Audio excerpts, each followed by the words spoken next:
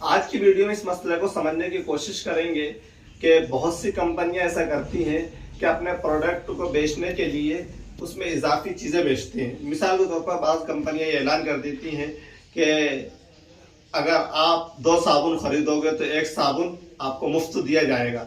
यानी मिसाल के तौर पर 2 साबुन 20 रुपए के हैं, लेकिन अगर 3 साबुन खरीदोगे तो आपको एक साबुन 8 रुपए का पड़ जाएगा, 7 रुपए का पड़ जाएगा, यानी ये मिलाकर।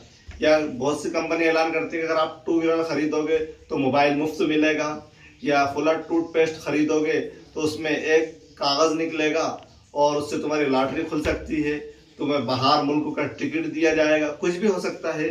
तो ऐसी चीज़ें जो मुफ्त में दी जा रही हैं, एक मुसलमान के लिए ख़रीदना और ऐसी चीज़ों का फ़रोख्त करना सही है या नहीं है, इस मसले को तफसील से समझने की कोशिश करेंगे। इस तरह की कंपनियां मार्केट में बहुत ज़्यादा मौजूद है और इस तरह के मामला बहुत ज़्यादा हो रहे हैं।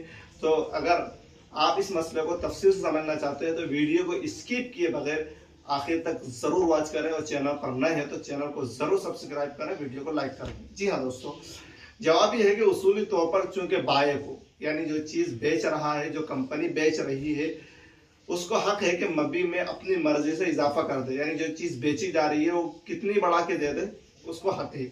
इसलिए इस तरह के मामले की गुंजाइश तो निकल सकती है, यानी गुंजाइश है, कोई हरज नहीं, नाजायज हराम नहीं इस तरह की चीज़ें खरीदना।